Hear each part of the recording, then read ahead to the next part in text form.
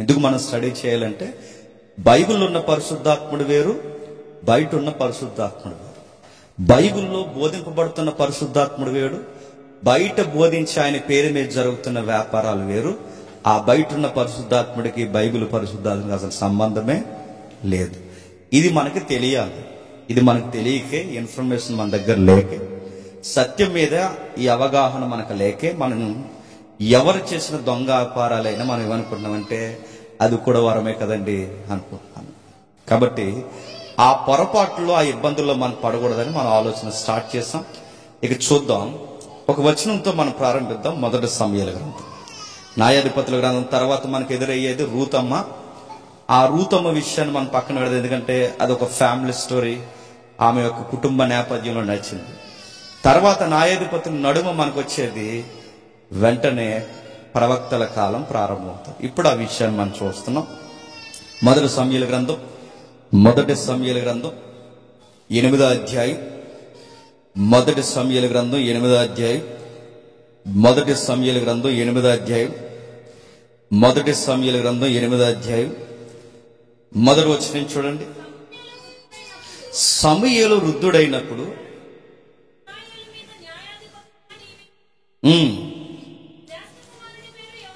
అతని జ్యేష్ఠ కుమారుడి పేరు యోవేలు, రెండో వాని పేరు అబియా. వీరు బెర్షెబాలో న్యాయాధిపతులుగా ఉండిరి. అతని కుమారులు అతని ప్రవర్తన అనుసరింపక ధనాపేక్షకులై లంచము పుచ్చుకొని న్యాయమును త్రిప్పివేయగా ఇశ్రాయేలీయుల పెద్దలందరూ కూడి రామాలో సమూయేలు నద్దకు వచ్చి, చిత్తగించుము, నీవు వృద్ధుడవు, నీ కుమారుని ప్రవర్తన వంటి ప్రవక్తన గలవారు కారు గనుక సకల జనుల మర్యాద చొప్పున మాకొక రాజును నియమింపుము, అతడు మాకు న్యాయము తీర్చిన అతనితో అనిరి. మాకు న్యాయము తీర్చుటకై రాజును నియమింపమని సమూయేలు దృష్టికి ప్రతికూలమంటే ఇష్టం లేకుండా ఉండేను గనక సమూయేలు యెహోవాను ప్రార్థన చేశాను. అందుకు యెహోవా సమూయేలునకు సెలవిచ్చినది ఏమనగా,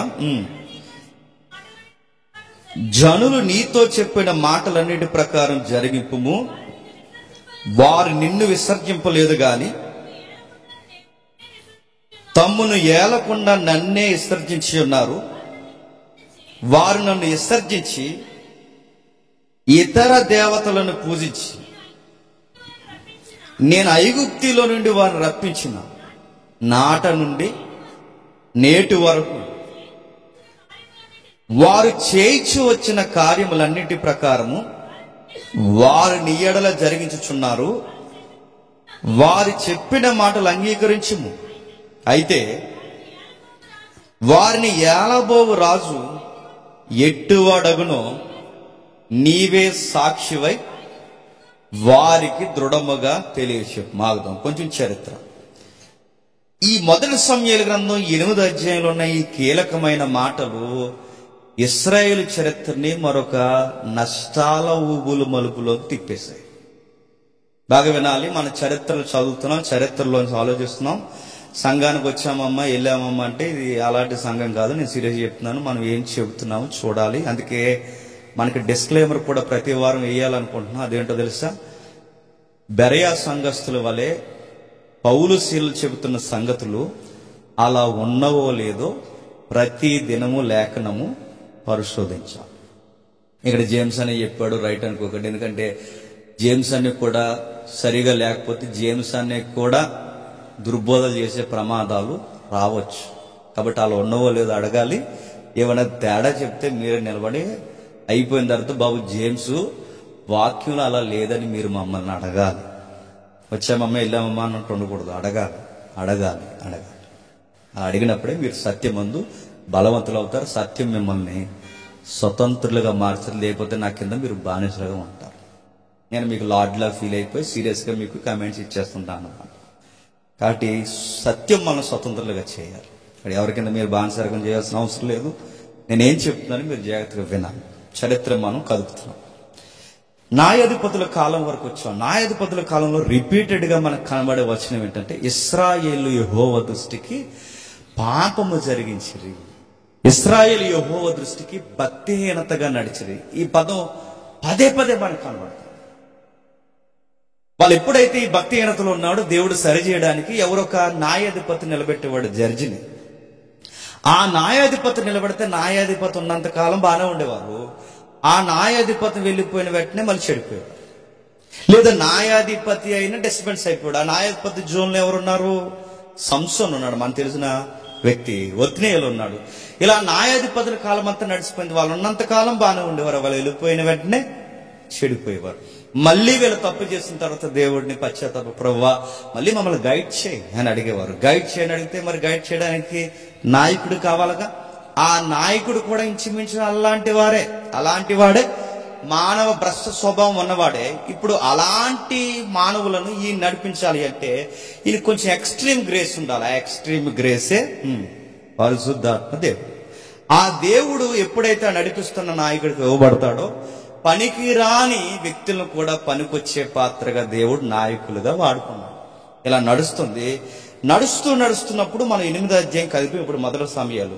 ఈ మొదటి సమయాలు 8వ అధ్యాయంలో ఉన్న ఈ నేపథ్యం మనకు అర్థం కావాలి అంటే దీనికి లింక్ డాక్యుమెంట్ న్యాయాధిపతుల గ్రంథం కదా. ఈ న్యాయాధిపతుల గ్రంథం ఆ చివరి అధ్యాయం తీయండి ఒకసారి.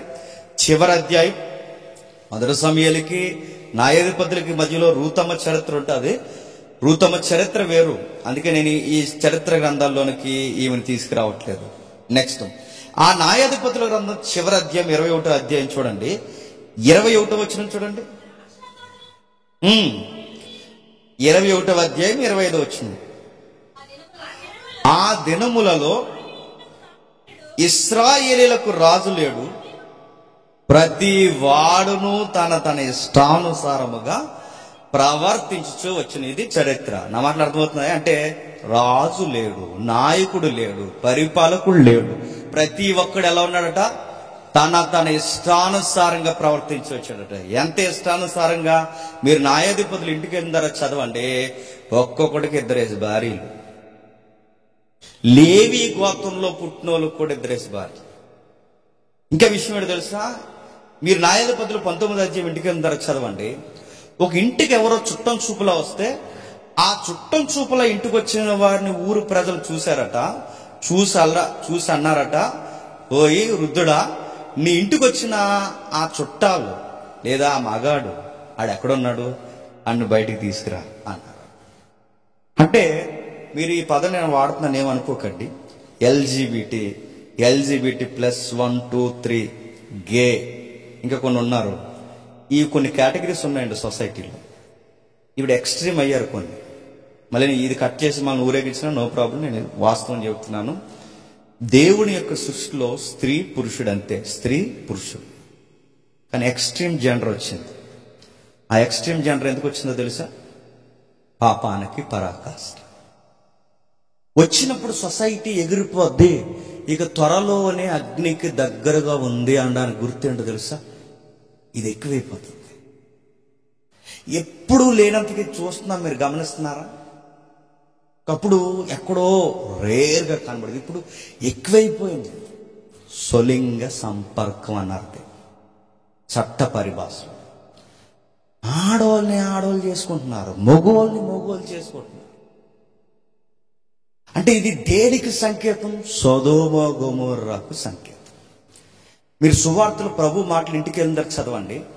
మనుష్య కుమారుడు రాకడ దగ్గరలోనే ఉంది అనడానికి సైన్ ఏంటి ప్రభు అని అడిగితే ప్రభు వాళ్ళకి ఇచ్చిన గుర్తు ఏంటి తెలుసా? లోతు దినముల్లో ఉన్నట్టే ఉంటుంది. లోతు దినముల్లో ఏముంది? లోతింటికి కూడా ఎలాగ వచ్చారు. ఎలా వచ్చారు?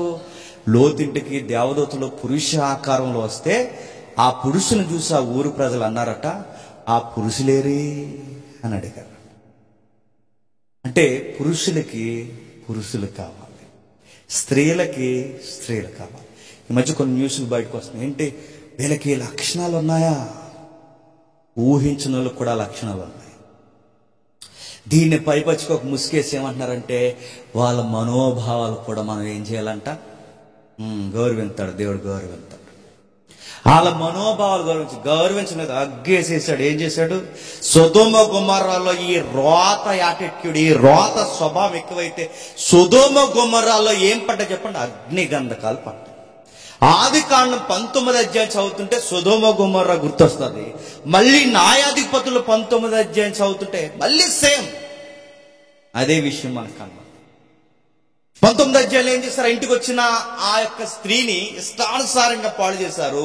ఆ పురుషుని కూడా ఏదోలా పాడు చేయాలనుకుని ఆ పురుషుని దాచేశారు, లేదంటే ఆ పురుషుని కూడా చంపేశారు. అంటే సొదొమ గొమొర్రా లక్షణాలు న్యాయాధిపతులు 19 అధ్యాయంకి వచ్చాయి.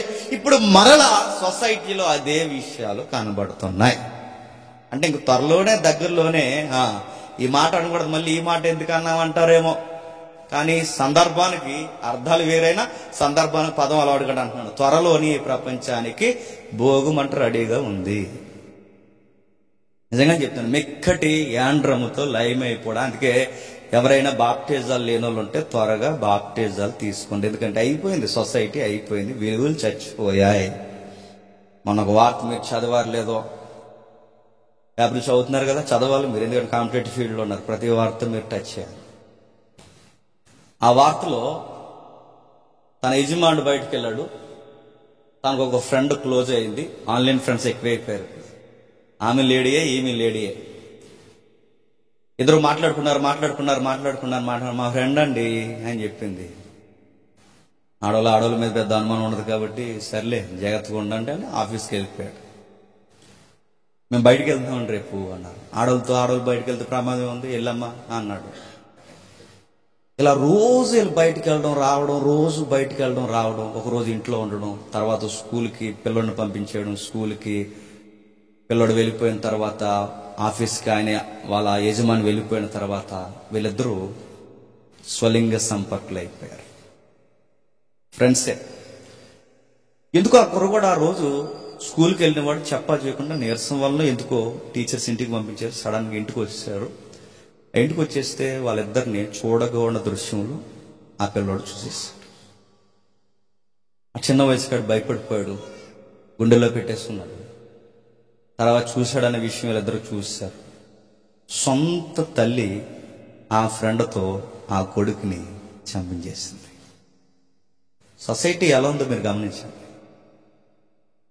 ఒకప్పుడు మగాళ్ళు ఆడవారు అనేది పోయిన వార్తలు తగ్గాయి. ఇప్పుడు ఇది మగాళ్ళు ఆడవాళ్ళు. దీన్ని ఏమనాలి ప్రభు అంటే లోతు దినములు.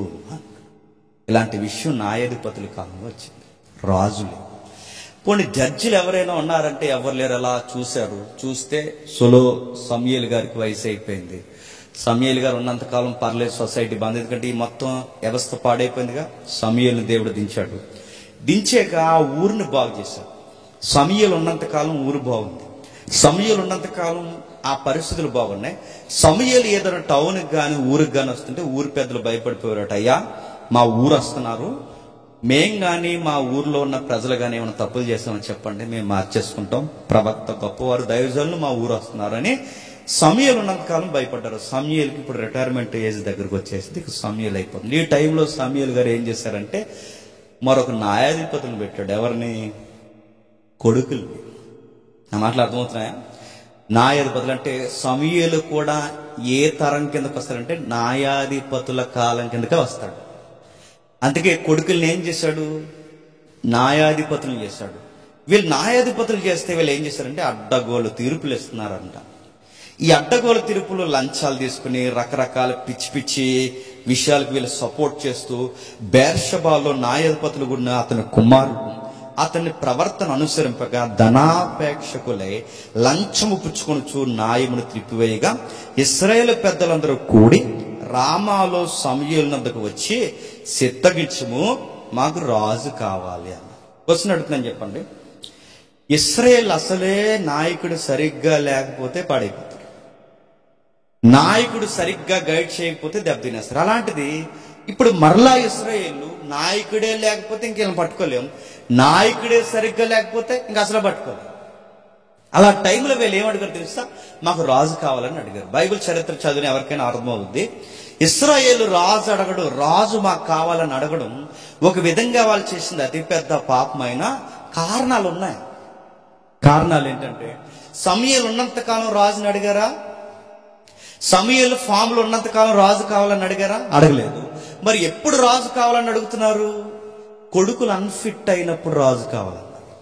అంటే సమూయేలు కుటుంబం సరిగ్గా లేదు గనక రాజు కావాలన్నారు. అంటే వీళ్ళే గనక సరిగ్గా ఉంటే ఏమడగరు చెప్పండి? వీళ్ళు రాజు అడగదు. సమూయేలు బాగున్నంత కాలం రాజుని అడగలేదు. ఇప్పుడు సమూయేలు వయసు అయిపోయింది, ఆయన స్థానంలో వీళ్ళని పెట్టాడు. వీళ్ళేమో దొంగ తీర్పులు తీరుతూ కూర్చున్నారు. అన్నదమ్ములకు తీర్పు తీర్చారు అనుకోండి, ఎలా తీరుస్తారనమాట. అన్నదమ్ములకు 10 ఎకరాలు గొడవ ఉందనుకోండి, 10 ఎకరాలు గొడవ తీర్పు ఎలా తీరుస్తారంటే, ఈ తీర్పున న్యాయాధిపతుల దగ్గర పట్టుకెళ్తే తీర్పు ఎలా ఇస్తారు? అయ్యా అన్నదమ్ములం, అయ్యా 10 ఎకరాలు గొడవ వస్తుందండి, మాకు తీర్పు తీర్చని అడిగితే వీళ్ళు ఏమంటారంటే, ఆ సింహాసనంలో కూర్చొని వీళ్ళు ఏమంటారంటే, తీరుస్తాం, వచ్చే వారానికి తీరుస్తాం అంటారు. ఎందుకంటే ఈ లోపల ఎవడోడు కాంటాక్ట్ అవ్వాలన్నమాట. అందులో ఆ బాధితులు ఉంటారు, ఎవరోడు కాంటాక్ట్ అయ్యి పెద్దోడు కాంటాక్ట్ అయ్యాడు అనుకోండి, వాడు అయిన తర్వాత సార్ ఇలా మరి ఎంతోకంత మరి పుచ్చుకుంటాం, మరి కొంచెం ఏదోలా తేల్చివాడండి అంటే, ఇప్పుడు ఓకే వచ్చే వారం మనం ఇచ్చేద్దాం అని కూర్చోబెడతారు. అప్పుడు తీర్పు ఏంటో తెలుసా? పెద్దోడికి 8 ఎకరాలు, చిన్నోడికి 2 ఎకరాలు అన్నారు. అదేం తీర్పు సారు అన్నారు. వర్మయ్ సింహాసనం ఎదురెళ్తున్నావేంటరా, బహిష్కరణ చేస్తామేమో అనుకుంటున్నాం. అది కాదు, వర్మయ్ ఉండాలని లేదా, మరి మూసుకో, పెద్దోడికి 8 నీకు 2. అదేం తీర్పు అంటే, మరి మీలో ఎవడరా పెద్దోడు? మా అన్నయ్య పెద్దోడు అని, నువ్వు చిన్నోడు. పెద్దోడు కాబట్టి 8రా, చిన్నోడు కాబట్టి 2. మూసుకో. ఇది లాజిక్. ఇలాంటి తీర్పులన్నీ ఇచ్చి వాళ్ళ ఇష్టానుసారంగా చేస్తున్నారు. ఆ టైంలో వాళ్ళు ఇసుకుపోయి మాకు రాజు కావాలన్నారు. దేవుడు బాధపడ్డాడు. ఎందుకంటే అప్పటి వరకు వీళ్ళకి రాజు ఎవరండి? న్యాయాధిపతులు ఉన్నారు కానీ రాజు ఎవరండి? దేవుడే రాజు.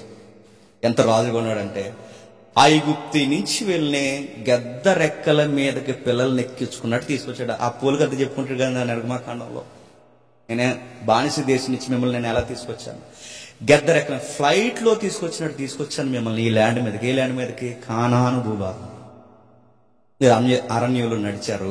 అరణ్యంలో కొన్ని వందల మైళ్ళు మీరు నడిచారు. నడిచినప్పుడు 10ల సంఖ్యలో మీరు రాలిపోవాలి, లక్షల సంఖ్యలో మీరు రాలిపోవాలి. ఎందుకంటే ఎడారిలో ఉష్ణోగ్రత ఎక్కువ, మీరు ఎగిరిపోవాలి. కానీ మీకు చెమట పట్టిందా? చెమట పట్టిందా? చెమట పట్టలేదంటే మీకు ఏమవలేదు? బట్ట మాసిందా? చెమట పట్టినప్పుడే కానీ బట్ట మాస్తుంది. మీకు బట్ట మాయలేదు, చెమట పట్టలేదు. మీకు చెప్పులు అరిగాయా? ఎంత బాగా చూసుకున్నాను, మీ చెప్పులు అరగకుండా చూసుకున్నాను. ఏ నాయకుడైనా అడుగుతున్నాను, ఎన్ని ఎలక్షన్ జరిగిపోయినా చెప్పులు అరగకుండా చూసుకుని నాయకుడు వస్తాడండి? చెమట పట్టకుండా చూసే నాయకుడు వస్తాడు? ఏ రాజు అయినా ఇప్పుడు వచ్చిన ప్రజాపాలకులైనా, ప్రజాస్వామ్య వ్యవస్థలో వచ్చిన ప్రజాపాలకులైనా ఎవరైనా చెమట పట్టకుండా చూసేంత నాయకులు ఉంటారండి? కమ్యూనిటీ వాళ్ళు కట్టిస్తారు మనకు కావాలంటే, అందులో ఏసీ ఉండదు, పవర్ ఉండదు, అందులో చెమట ఎక్కేద్దాం మనకి. ఎడారిలో నడుస్తుంటే సెంట్రల్ ఏసీ వాళ్ళకి వెనకాల పోయేది. పగటి వేళ మేఘస్తంభం, రాత్రి వేళ మళ్ళీ 7 అగ్నిస్తంభం. పగలు చెప్పులు అరిగేవి కాదు, చెమట పట్టేది కాదు. ప్రభా ఏంటి ఫుడ్ ఏంటంటే, వెంటనే ఫుడ్ ఏంటో తెలుసా? వెయిట్ పడిపోయేది అంతే ఆకాశంలో. విచిత్రమైన ఫుడ్. ఆ డిష్ ఎవరు తయారు చేయాలంటే భూమి మీద ఎవరు తయారు చేయలేదు. దాన్ని అక్కడి నుంచి పడేది. విషయం చూడండి, ఎడారిలో నీటి బొగ్గులు పుట్టించాడు ఆయన, బండ నుండి నీళ్ళు ఇచ్చాడు ఆయన. మనం బోరేసాం అనుకోండి, 300 అడుగులు 400 అడుగులు వేసిన తర్వాత ఆపేసామండి అంటారు. ఏంటి అంటే బండ అడిపోయిందండి అంటారు. బండ అడిపోతే ఆపేస్తారంటే, బండ అడితే నీళ్ళు రావు, బండ తగిలేసిందంటే ఇంకా నీళ్ళు రావండి ఆపేసాం అంటారు. కానీ ఇస్రాయేల్ క్వైట్ ఆపోజిట్ ఏంటి చెప్పిన, వాళ్ళకి బండ నుంచే నీళ్ళు వస్తాయి. వాటర్ ట్యాంక్లో తిరిగిందేమో మరి బండను కొట్టు నీళ్ళు వస్తాయి, బండలో. ఇలాంటి విచిత్రాలన్నీ చూసారండి. ఎంత బాగా చూసుకున్నాడంటే, ఎడారిలో నీటి పొగలు పుట్టించాడు. ఈ రోజుకి ఎడారిలో ఆయన అప్పుడు పుట్టించిన నీటి పొగలు ఈ రోజుకి ఉన్నాయండి విచిత్రంగా. ఆగరం తెలుసు కదా, సందర్భం కాదు కానీ చెప్తున్నాను. ఆగర తెలుసుగా, వాళ్ళకి ఫ్యామిలీ కూడా జరిగే, అబ్రహాం గారు శారమ్ గారికి ఆగర్ గారికి ఫ్యామిలీ కూడా జరిగితే ఆ పెద్దవాడు పంపించేసింది ఇంట్లోంచి. ఎవరిని? ఆగరమ్మను. పో అన్నది అంతే. నా దగ్గరికి వెళ్తే పెడితే తినేదానివే, నన్ను నా కొడుకుని ఎక్కడైతే వదలబో అంతే. ఆ బిడ్డని వెనకేసుకుని ఆవిడకు కొడుకున్నాడు. ఆ కొడుకు ఎవరు? ఇస్మాయిల్ బయటకు వచ్చేసి ఏడుస్తుంది, లబోది ఇవ్వండి ఏడిస్తే, ఈ ఎడారికి ఉష్ణోగ్రత నేను చచ్చిపోయేలా ఉన్నానని ఏడిస్తే, వెయిట్ ఆగరు, కంగారు పడుకు, అది అక్కడ నీటి బొగ్గు వస్తుంది తాగు. స్టిల్ ఇప్పటికీ నీటి బొగ్గు ఉందండి. అది దాని ప్రపంచంలో అత్యధికమైన pH వాల్యూ ఉన్న వాటర్, దాని పేరు జుమ్ వాటర్ అంటారు. మీరు వెళ్ళి యూట్యూబ్లో కొట్టండి, పిచ్చెక్కిపోద్ది ఆ వాటర్ గురించి మీరు స్టడీ చేస్తే. మక్కా మదీనా ఉంది కదా, మక్కా మదీనా ముస్లిమ్స్ వాళ్ళు అడాప్ట్ అయ్యారు కనుక వాళ్ళు తెచ్చుకుంటారు కదా నీళ్ళు. అక్కడికి వెళ్ళినప్పుడు మక్క వెళ్ళినప్పుడు ఆ నీళ్ళు ఏ నీళ్ళు అనుకుంటున్నారు? ఆగరంకి ఇచ్చిన నీళ్ళు. 9 pH అబోవ్ ఉంటుంది pH. అంటే pH వాల్యూ ఎక్కువ ఉన్న నీళ్ళు తాగితే ఏమవుతుంది చెప్పిన? గుండెపోట్లు రావు, షుగర్లు రావు, చెత్త చెదారాలు ఉండవు, ఒసారుగా ఉంటాం, 120 సంవత్సరాలు బతుకుతాం. మరి మాకు ఆ నీళ్ళు కావాలంటే లెసన్ అయిన తర్వాత సంప్రదించాలి. అంటే నేను బాటలు పంపించిన కానీ చిన్న సలహా ఇస్తాను, తర్వాత చెప్తానులేండి. సరే వదిలేండి, ఎందుకంటే మళ్ళీ నేను పబ్లిసిటీ చేస్తున్నాను, ఇది వ్యాపారంలోకి వెళ్ళిపోవడం అనుకుంటారు, అందుకు వచ్చిన కూడా. సరే, ఇలా ఎడారిలో ఆయన చాలా వింతలు చేశాడు. ఆ ఇంతలన్నీ చేసిన తర్వాత ఇంతలన్నీ చేసుకుని వస్తే రాజుగా ఉన్నాడు, నాయకుడిగా ఉన్నాడు, అన్ని బాగా చేస్తే వీళ్ళు ఏమన్నారంటే రాజు కావాలి. దేవుడు చెప్పాడు. సమయాలు మరొకసారి చెప్పు చూడు, బాగా వినండి, మర్చిపోకండి. మనం ఎవరి కోసం స్టడీ చేస్తున్నాం? పరిశుద్ధాత్మ గురించి. చరిత్రలో ఇన్వాల్వ్ అయ్యాడు ఆయన. అందుకే చరిత్ర కదిలితే గానీ ఆయన యొక్క మూమెంట్స్ మనకు అర్థం కావు. నెక్స్ట్ సమయాలు వాళ్ళకు విషయం చెప్పు. వాళ్ళ ఏలబోవు రాజు ఎలా ఉంటాడు చెప్పు. సమయాలు పేరుకు రాజు కావాలంటున్నారంటే రాజరిక పాలన ఎలా ఉంటుంది? మీ కొడుకుల్ని గుర్రాలకు మేత వేసుకునేలా పెడతారు, మీ కొడుకులు వాళ్ళ అంట్లు తవ్వడానికి పెడతారు, మీ కొడుకుల్ని చివరికి ఊడిగించేయడానికి పెడతారు. వాళ్ళ బట్టలు ఉతకాలి, వాళ్ళ గిన్నెలు కడగాలి, వాళ్ళ పనులన్నీ చేయాలి. ఇలాంటి పనులన్నీ మీ కొడుకులు చేయాలి. ఇది ఈ రాజరిక పాలన అవసరమా? మీ బట్టలే మాయనవ్వలేదు, మీకు ఆహారం అంటే మాంసం ఇచ్చాను, మన్నాన్ని ఇచ్చాను, అలాంటి పరిపాలన నేను చేస్తుంటే మీకు రాజు ఎందుకు? వాళ్ళకి అర్థమయ్యే చెప్పు. దేవుడే రాజుగా ఉన్నాడంటే మొత్తం వినన్నారు, మాకు రాజు కావాలన్నారు. ఇచ్చే సమయాలు ఇంక ఇదిగో ఆ కుర్రోడు అక్కడ గాడిలు తప్పిపోయి తిరుగుతున్నాడు. ఎవరు ఆ కుర్రోడు? అప్పటికి ఫస్ట్ కింగ్ ఎవరండి ఇజ్రాయెల్కి? సౌల్. ఆ నాన్నగారు గాడిల కోసం తిరుగుతున్నాడు. వెళ్ళు ఆ అబ్బాయిని అభిషేకించే రాజునిచ్చేశాడు. తర్వాత చరిత్ర తెలుసు. సౌల్ 40 సంవత్సరాలు, దావీదు 40 సంవత్సరాలు, సమూయేలు 40, సొలొమోను 40 సంవత్సరాలు, 120 సంవత్సరాల వరకు పర్లేదండి. వీళ్ళ ముగ్గురు పరిపాలన అలా నడిచింది. అలా నడుస్తూ అక్కడక్కడ దెబ్బలు తగిలే నడుస్తుండగా ఇలా పూర్తిగా మళ్ళీ ఎక్స్ట్రీమ్ దశకు వచ్చేస్తారు. ఆ టైంలో ఇక చెరకు వెళ్ళిపోతున్నారు అనమాట. ఎందుకంటే అప్పటికి సొలొమోను తర్వాత ఎన్ని భాగాలు విడిపోయాయి? 12 గోత్రాలుగా 12 గోత్రాలు 2 భాగాలు విడిపోయాయి. ఎందుకంటే సొలొమోను తర్వాత కొడుకులే తనకి తెచ్చిపోయారు. మాకు కావాల్సిన సింహాసనం మాకు కావాలి. సొలొమోను ఇంకా బతుకుండగానే ఎవడు స్కెచ్ల మీద ఆడు ఉన్నాడు, ముద్దులేటేస్తున్నాడు. ఒకడు మీరు ఇంటికి వెళ్తారు చదవడు, ముద్దులేటేస్తున్నాడు ప్రజలను దగ్గర చేసుకోవడానికి. మరోడు ఏకంగా ప్రజలు ఇన్వాల్వ్ అయిపోయి బాడీగార్డ్ అవసరం లేదు, అడిగి బాడీగార్డ్ కూడా బాడీగార్డ్ నుంచి తిరుగుతుంటే జనాలు అనుకుంటా అమ్మాయికి ఎంతమంది బాడీగార్డ్స్ ఉన్నారంటే ఈయన ఎవరంటే నేనే రా నెక్స్ట్ కింగ్ అన్నారంట. ఇలాంటి బిల్డప్లన్నీ ఎవడు ఫేమ్ నేమ్ లో వాడు సంపాదిస్తున్నాడు. ఇలా సంపాదిస్తున్న రాజ్యం ముక్కలైపోయింది. ఆ యెరోబామ కాలం వచ్చేసరికి ముక్కలైపోయింది. 2 ముక్కలు, 10 గోత్రాలు ఒకవైపుకి, 2 గోత్రాలు ఒకవైపు. 2 గోత్రాలు యోధా బెన్యామీను, 10 గోత్రాలు ఒకవైపు పోయి. 10 గోత్రము ఉత్తర భూభాగంలో ఉంటాయి పైన, 2 గోత్రాలు దక్షిణ భూభాగంలో ఉంటాయి. ఆల్రెడీ ఒక భాగం చెరకపోయింది. ఈ టైంలో పెద్ద ప్రవక్తలు ఉన్నారు. ప్రవక్తలందరూ ఒకటే కేటగిరీ, కాకపోతే తక్కువ కాలం వాడబడిన వారు, సుదీర్ఘ కాలం వాడబడిన ప్రవక్తలు ఉన్నారు. ఆ వాడబడిన ప్రవక్తలు బాగా రాజనీతి నేర్పిన ప్రవక్తలు ఉన్నారు. ఆ ప్రవక్తలలో ఒక ప్రవక్త యెషయా గారు. ఎవరు? యెషయా గారు. ఇప్పుడు ఈ చరిత్రలో ఆయన ఇన్వాల్వ్ అయ్యాడు.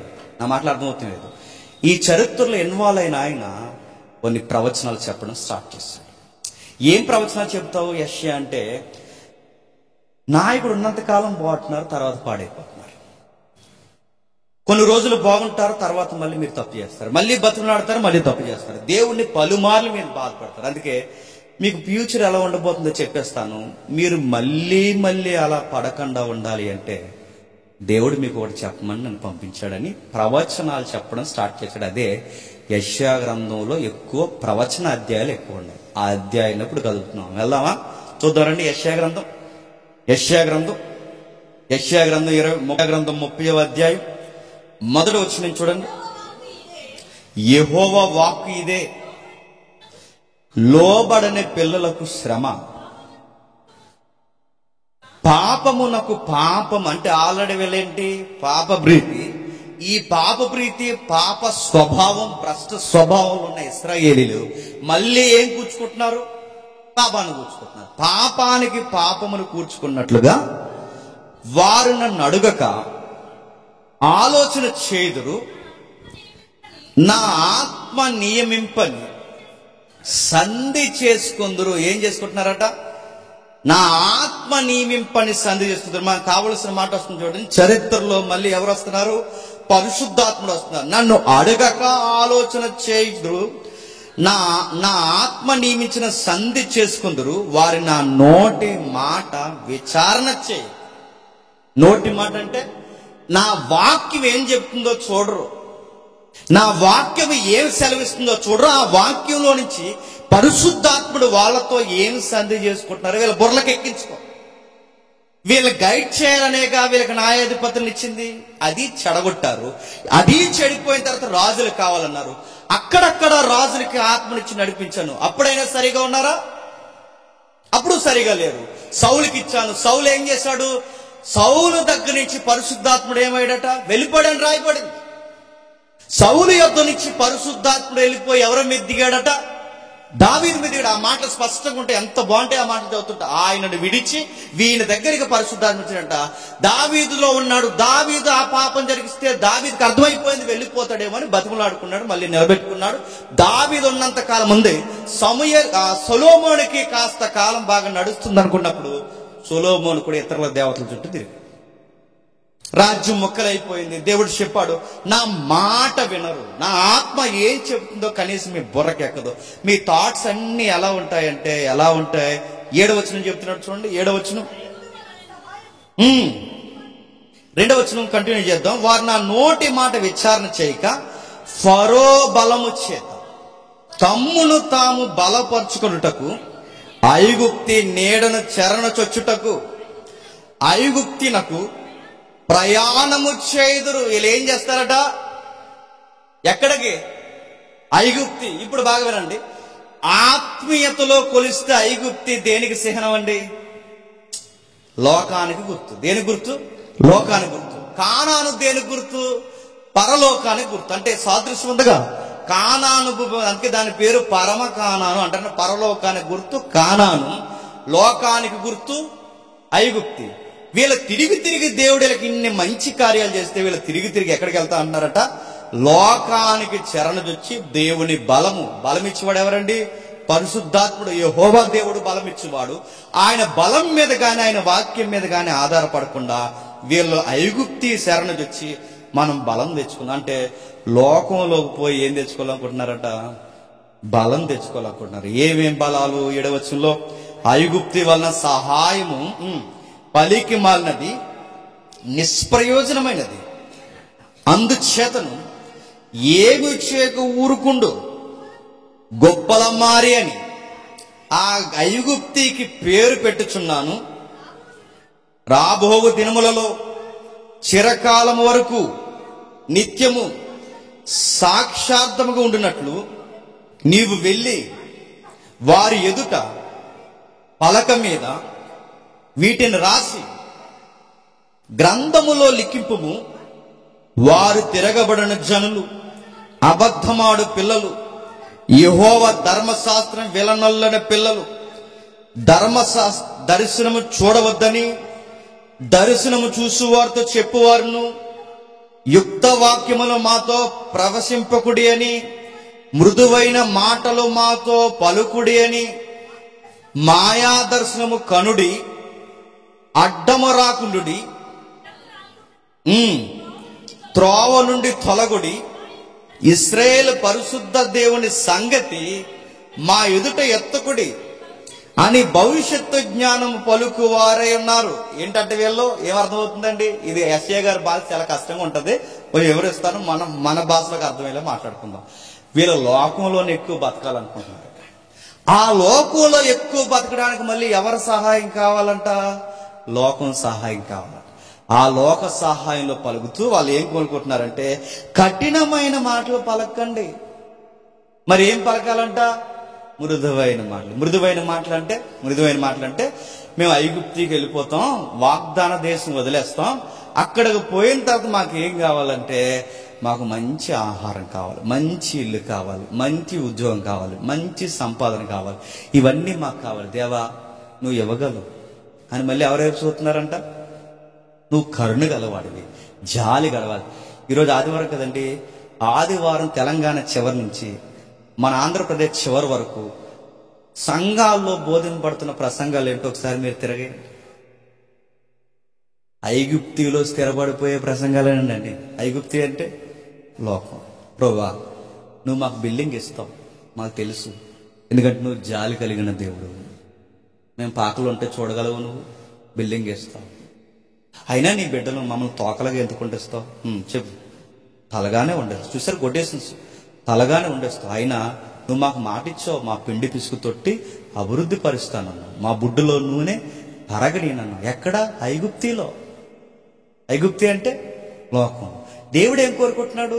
అరే మీరు నాలో ఉండి నిత్యత్వానికి సిద్ధపరచాలని నేను చూస్తుంటే, అక్కడ ఉందిగా 8వ వచనంలో నిత్యము సాక్షార్థంగా ఉన్నట్లు నిత్యము ఉండాలని నేను కోరుకుంటుంటే మీరు ఎక్కడ స్థిరపడిపోవాలనుకుంటున్నారు? లోకములో స్థిరపడిపోవాలి. మీకు ఎన్నిసార్లు చెప్తున్నాను, మీకు అస్సలు అర్థమవుతుంది. మిమ్మల్ని గట్టిగా అనకూడదు, తిట్టకూడదు, మృదువైన మాటలు చెప్పాలి.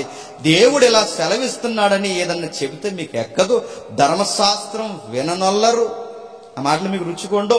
అడ్డం రావద్దంటారు, త్రోవ తొలగిపోమంటారు. ఇశ్రాయేలు పరిశుద్ధ దేవుని సంగతి మొదటి ఎత్తకండి. ఒకవేళ ఎత్తితే మృదువుగా ఎత్తండి. ఒట్టెత్తాడు అనకండి, చంపేస్తాడు అనకండి. కంగారు పడక నాయన, దేవుడు నిన్ను కాకపోతే ఇంకెవరిని దీవిస్తాడు నాయన అనండి అన్నాడు. అంటే మిమ్మల్ని ఎలా దేవుడు ఎలా మనల్ని దీవించేస్తే లోకంలో మనం బాగా నేను అడుగుతున్నాను, లోకంలో స్థిరపడిపోవడం అంటే ఏంటండి? అధికారము, ఆహారము, పేరు ప్రఖ్యాతులు. ఇదే కదండి స్థిరపడడం అంటే. అధికారము, ఆహారము, పేరు ప్రఖ్యాతి. ఇవే టెస్టులు, పరీక్షలు. ఈ 3 పరీక్షలు దేవుడు ఎవరికి పెట్టాడు చెప్పండి? క్షమించండి, ఎవరి ద్వారా అనుమతింపబడింది చెప్పండి? సాతానుడి ద్వారా. ఎక్కడ? ప్రభు అయిన యేసుక్రీస్తు వారికి. మీకు గుర్తుందా లేదో? ఏ అరణ్యం గుండా నడిచి వచ్చిన ఇశ్రాయేలు నిలబడలేకపోయిందో అదే అరణ్యంలో తన ప్రియకుమారుని నిలబెట్టి ఈ 3 పరీక్షల గుండా నడిపించాలి లేదా దేవుడు? మొట్టమొదటి పరీక్ష ఏంటో తెలుసా? ఆ రాళ్లను రొట్టెగా చేసుకో. ఇప్పుడు చెప్పండి, దేవుణ్ణి ఎందుకు నమ్ముకుంటా అంటే మెజారిటీ దేనికి నమ్ముకుంటా చెప్పండి? రొట్టె కోసం, ఆహారం కోసమే నమ్ముకుంటాం. ఆ రొట్టె కొరకు నమ్ముకోవడానికి దేవునికి ప్రార్థన చేస్తాం. ఆ రొట్టె కొరకే దేవునికి కానుకలు ఇస్తాం. ఆ రొట్టె కొరకు అంటే ఆహారంలో స్థిరపడడానికి పిచ్చి పనులని చేస్తాం. రెండవది ఏంటి? ఆడేవాడు తెలుసా? ఇదిగో నువ్వు దేవుని కుమారుడు అయితే పేరు ప్రఖ్యాతులు. మూడవది ఏంటో తెలుసా? ఇదిగో నాకు మ్రొక్కు, నీకేమిస్తా అన్నాడు? అధికారం. ఇప్పుడు అడుగుతున్నాను, ఉద్యోగం అంటే ఏంటండి? అధికారం. డబ్బులు సంపాదించడం అంటే ఏంటండి? అధికారం. సుఖంగా ఉండడం అంటే ఏంటండి? రొట్టె సంపాదించు. ఇవన్నీ మాకు ప్రభు అని ఎవరిని అడుగుతున్నామంట? నేను అడగకపోయినా ఇస్తాడండి ఆయన. అరణ్యంలో నడుస్తున్న మనుషుడికి ఏం అవసరం ఆయనకు తెలుసు. కానీ మనం ఐగుప్తికి పోతూ మళ్ళీ ఎవరిని అడుగుతున్నామండి? ఇవన్నీ ఇమ్మని ఆయన అడుగుతాం. లోకంలోకి పోతూ ఆయన అడుగుతున్నాం. అందుకే దేవుడు సెలవిస్తున్నాడు యెషయా ద్వారా, ఏం అడుగుతున్నారు వాళ్ళకి అసలు బుద్ధి జ్ఞానం లేదా కింద చెప్తున్నాడు. పని వచ్చి నేను చదువుతాను చూడండి. అందుచేత ఇశ్రాయేలు యొక్క పరిశుద్ధ దేవుడు ఇలాగ సెలవిచ్చుచున్నాడు, మీరు వాక్యము వద్దని త్రోసివేసి బలత్కారము, కృత్రిమము నమ్ముకొని అట్టి వాటిని ఆధారము చేసుకుంటారు గనుక. కృత్రిమం అంటే అప్పటికప్పుడు కల్పించేసేవేమన్నట్టు మీరు నమ్ముకుంటారు. అప్పటికప్పుడు కల్పించేవంటే ఆ టయానికి మీరు బాగుంటే చాలు. బలత్కారము, కృత్రిమం ఇదే నమ్ముకుంటారు. మీ దోషం పోవాలని, మీ పరిస్థితులు తొలగిపోవాలి, వీటి కొరకు మీరు ప్రయత్నం చేయరు. ఈ దోషం మీకు ఎత్తైన గోడల్లో నుండి జోగుపడుచున్న గోడ అడ్డవలే అగును, అది ఒక్క క్షణంలోనే హఠాత్తుగా పడిపోవు. ఉమ్మరి కొండ పగలగొట్టినట్లు ఆయన ఏమి విడిచిపెట్టక దాన్ని పగలగొట్టును. పొయ్యి నుండి నిప్పు తీయటకు గాని, గుంట నుండి నీళ్లు తీయటకు గాని దానిలో ఒక్క పెంకైన దొరకదు. పొయిటిక్ గా మాట్లాడుతున్నాడు, కావ్య భావంలో మాట్లాడుతున్నాడు. ఎందుకంటే మీరు కొండ అయితే ఆ కొండను బదలగొట్టేస్తాను మిమ్మల్ని. పగిలిపోయిన కొండతో పూర్వకాలం ఏం చేసేవారండి? పాస్ చెప్తున్నాడు చూడండి. పూర్వకాలంలో ఏం చేసేవారు? ఆ చిప్పలతో నీళ్ళైనా తెచ్చుకునేవారు, నిప్పు అయినా తెచ్చుకునేవారు. దేవుడు అన్నాడు, నిప్పు తీసుకుని కూడా చిప్ప కూడా మిగలకుండా చేసేస్తాను. ఎందుకంటే మీకు ఆత్మ అంటే ఎట్లా తెలియదు, మీరు ఎలా నిలబడాలో ఆలోచించరు. ఆత్మ సహాయం కానీ వాక్యం ఏం చెప్తుందో మీరు ఏది బుర్రకెక్కించుకోరు. నా మాట లెక్క ఉండదు, నా ఆత్మ లెక్క ఉండదు. మీకు ఎంతసేపు ఏం కావాలంటే మృదుమైన మాటలు చెప్పండి, కృత్రిమములు, తాత్కాలికమైన చెప్పండి కార్యాలు జరిగిపోయి మేము స్థిరపడిపోవాలి బ్రవ్వా, మా ఐగుప్తులో స్థిరపడిపోవాలి, ఎందుకంటే నువ్వు గొప్ప ప్రేమ కలిగిన దేవుడు. ఇది అందుకే దేవుడు అన్నాడు పగలగొట్టి పడేస్తాను, ఎందుకంటే మీరు మారు మనసు లేకపోతే పగలగొట్టేస్తాను. అయినను మీరు సంపతింపక అట్లు కాదు, మేము గుర్రములెక్కి పారిపోతాయి. దేవుడు కూడా ఎక్కడ పారిపోతారట? గుర్రలెక్కి పారిపోతారా? ఇది ఎలా అని చెప్పనా, దేవుడు నిన్ను ఈ సంగతి వెళ్తుంటే ఉంటానేంటి ఫ్లైట్ ఎక్కి వెళ్ళిపోను అంటున్నాడు అంట. అంటే ఫ్లైట్ ఎక్కి వెళ్ళిపోతే ఆయన రాలేడా? నువ్వు పాతాళానికి పోయినా అక్కడి నుంచి పిలకట్టుకుని లాక్కొస్తాడని గుర్తుపెట్టుకో. నువ్వు సముద్ర గర్భంలో దాక్కుని లాగిస్తా. అందుకే ఆ హెస్కేల్లో కానీ ఆ ఏవేల్లో కానీ మారుస్తాడు. నక్షత్రాలకు పోయి అక్కడ గూడు కట్టుకున్న అక్కడి నుంచి నేను ఏం చేస్తాను, ఇశ్రాయేల్ని కిందకు పడగొడతానేమో అనుకుంటున్నావు. ఎక్కడ దాక్కుండిపోయిన వదలు నువ్వేమనుకుంటున్నావు? నువ్వు ఆత్మ ఏంటో కనుక్కోకపోతే, పరిశుద్ధాత్ముడు అంటే ఏంటో కనుక్కోకుండా, నా మాట ఏం చెప్తున్నావు నువ్వు కనుక్కోకుండా, నువ్వు ఈ లౌకికమైన విషయాల్లో తిరిగితే ఊరుకుంటాను అనుకుంటున్నావా? నేను పెట్టిన అన్నం అల్లా తింటావు, నన్ను మర్చిపోతావు. నేను ఇచ్చిన రాయితీలన్నీ తీసుకుంటావు, నన్ను మర్చిపోతావు. అంటే ఎంతసేపు నీ ఇష్టాలే నెరవేరాలి తప్ప, నీ డ్రీమ్సే నెరవేరాలి తప్ప, నాకంటూ ఒక చిత్తం ఉందని ఒక్క రోజైనా నీకు అర్థమవుతుందా? ఒక మాట అడుగుతాను చెప్పండి, ఈ మాట బయట వాళ్ళకి కాదు కానీ మన క్రైస్తవులకి చెప్తున్నాను. విశ్వాసకి డ్రీమ్స్ ఉండొచ్చండి. డ్రీమ్స్ అంటే గోల్స్. ఉండొచ్చా? ఉండకూడదు? ఉండకూడదు? మీ కంటెంట్ అర్థం అని చెప్పండి. ఉండొచ్చు అన్నారు. తెలుగు ప్రసంగికులు ఏమన్నారంటే, దేవుడు మిమ్మల్ని తోకగా కాదు చెప్పండి తలగా మారుస్తాడు. దానికి ఎగ్జాంపుల్ ఎవరంట? యోసేపు అంట. యోసేపుని దేవుడు ఏం చేస్తాడట? ఐగుప్తికి ప్రధానమంత్రిని చేస్తాడు, నిన్ను కూడా చేసేస్తాడంట అని అడుగుతున్నారు. అందరూ ప్రధానమంత్రి లేకపోతే మరి దేశాన్ని ఎవడు పరిపాలిస్తాడు? ప్రధానమంత్రిని నేను అడుగుతున్నాను, ప్రధానమంత్రి చేస్తాడు. అసలు అడుగుతున్నాను, డ్రీమ్స్ ఉండొచ్చా అంటే, మన డ్రీమ్స్, మన విశ్వాసమైన తర్వాత మన డ్రీమ్ మనతో కదండి. మన డ్రీమ్ ఎవరి డ్రీమ్తో ముడిపడాలి చెప్పండి? దేవుడితో. యోసేపు కలలుగన్నాడు, తన కలగానే ఆ కళ నెరవేర్చుకోవాలనుకున్నాడా? దేవుడిచ్చిన కళనే తన జీవితానికి గోల్ అనుకున్నాడా? చూసారా ఎలా తిప్పేశారు? చూసారా? దేవుడిచ్చిన కళే తన జీవిత లక్ష్యం తప్ప, తన కలగనేసి పకట కళలు ఇవి నెరవేరిపోలు ప్రభు అని ఎలాగైనా ఐగుప్తి ప్రధానమంత్రిని అయిపోవాలన్నాడా? బైబిల్లో ఉన్నది బయట జరుగుతున్నది ఒకటి, బైబిల్లో కనబడుతున్నది బయట కనబడుతున్నది ఒకటి. ఆయన కలగనంటే మన డ్రీమ్స్, విశ్వాస డ్రీమ్, గోల్స్ అన్ని దేంతో, నువ్వు డబ్బులు సంపాదించిన దేంతో ముడిపడి ఉండాలి తెలుసా? దేవుడికి సంబంధించిందా ఉండాలి ప్రతి రూపాయి. నీ ఉద్యోగమైనా నీ సంసారమైనా ఏదైనా మన గోల్స్ అన్ని దేనికి సంబంధించినవి చెప్పండి? దేవుడివి. రిఫరెన్స్ ఉందంటే ఉంది. మీరు యోహాను సువార్త ఒకసారి తిరగండి, మళ్ళీ వద్దాం. యోహాను సువార్త 6వ అధ్యాయం, యోహాను సువార్త 6వ అధ్యాయం 38వ వచనం చూడండి.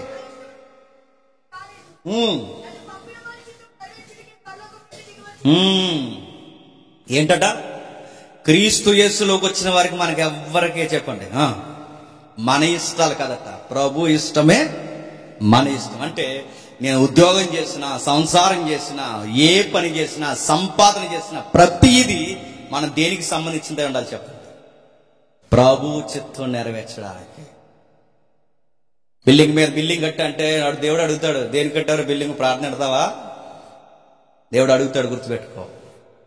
ప్రభు ఎలా కట్ట అంటే దేవుడు ప్రతిదీ అడుగుతాడు. నీ బిల్డింగ్ ఏదైనా అంటే ఆయనకు ఉపయోగకరంగా ఉండాలి. ఆయనకు ఉపయోగకరంగా లేని ఏ డ్రీమ్ అయినా డిస్ట్రాయిడ్ అవుద్ది, త్వరలో ఎగిరిపోద్ది. ఎదుటోని చూసి వాళ్ళు ఎదిగిపోతున్నారు, వాళ్ళు ఎదిగిపోతున్నారు, ఆ లోకంలో ఎదిగిపోతారు. ఐగుప్తులు ఉన్నారు, నువ్వు వెళ్తావు ఐగుప్తికి? నువ్వు ఐగుప్తి కాదు, నేను దేవుడు ఎక్కడ ప్లాన్ చేస్తాను తెలుసా? నేను పరమ కానాన్లో నేను ప్లాన్ చేస్తాను. నీకు లోకంలో చూసి వాకులు వేసుకుంటున్నాను చెబుతున్నాడు. ప్రభు చెప్పాడు, మనం అందరం ప్రభుని పోలి ఉండాలనుకున్నాం, మనల్ని అందరినీ ప్రభు పోలే ఉండాలని ప్రభు ఇష్టపడుతున్నాడు, తండ్రి ఇష్టపడుతున్నాడు. మీ ఇష్టాలు కాదు, నా ఇష్టాలు. అందుకే ఈయనే నా ప్రియకుమారుడు, ఈయన యందు. ఇప్పుడు ఈయన యందే కాదు, ఈయనలోకి వచ్చిన అందరి యందు తండ్రి అయిన దేవుడు అలాగే ఆనందించాలనుకుంటున్నాడు. ఆనందం ఎప్పుడు వస్తుంది? ఇశ్రాయేలు ఉంటారనుకున్నారు, మళ్ళీ పడుతున్నారు, ఉంటారనుకుంటున్నారు, మళ్ళీ పడుతున్నారు, ఉంటారనుకుంటున్నారు, మళ్ళీ పడుతున్నారు. దేవుడు అన్నారు, మీరు ఎలాగుంటే మీకు కుండ బదులు కొట్టేస్తా అన్నాడు అని. ఏమంటున్నాడు చూడండి, 31వ అధ్యాయం యెషయా గ్రంథం 31వ అధ్యాయం త్వరగా 31వ అధ్యాయం 31వ అధ్యాయం మొదలు వచ్చిన చూడండి. ఇశ్రాయేలు పరిశుద్ధ దేవుని లక్ష్య పెట్టకయు యెహోవా యొద్ద విచారింపకయు సహాయం నిమిత్తము ఐగుప్తునకు వెలుచు గుర్రములను ఆధారం చేసుకుని రౌతుల బలాద్యులనియు వారిని ఆశ్రయించు వారికి శ్రమ. ఎవరిని ఆశ్రయిస్తున్నారట? ఇశ్రాయేలు దేవుని పరిశుద్ధులను లక్ష్యపెట్టకయు యుద్ధ విచారణ చేయకయు సహాయం నిమిత్తము లోకాన్ని సంపాదిస్తున్న వారికి శ్రమ.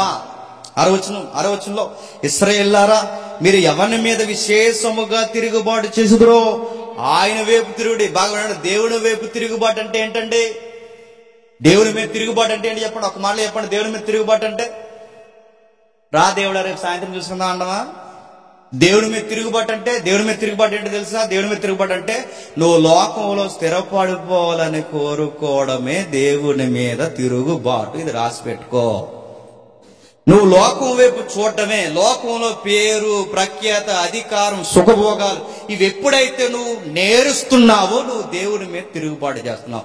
ధనవంతుడు అన్నాడుగా, నీ జీవిత కాలం ముందు నీకిష్టమైనట్టుగా సుఖం అనుభవించదు గనక తిరుగుబాటు పో, యాతనకరమైన స్థలంలోనికి పో.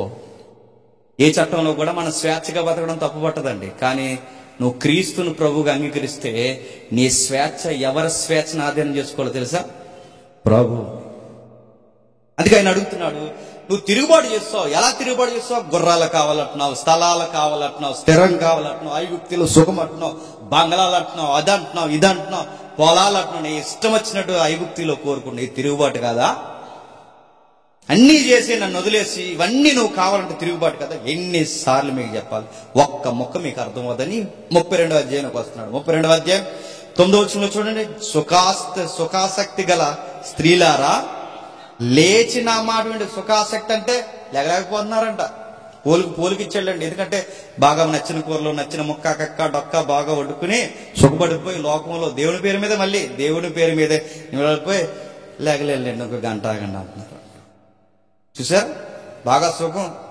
ఆదివారం నాడు కోళ్ళు ఎక్కువ చచ్చిపోతుంది అంటే ఏంటో మరి. సుఖాసక్తి గల స్త్రీలు అంటే ఇక్కడ స్త్రీలు కాదు, సుఖాసక్తి స్త్రీ అంటే ఇశ్రాయేలు తిడుతున్నాడు. లేచి నా మాట వినండి, ఆ మత్తు వదలండి, లేచి నా మాట వినండి. నిశ్చేతగానున్న కుమార్తెలారా నా మాట వినండి.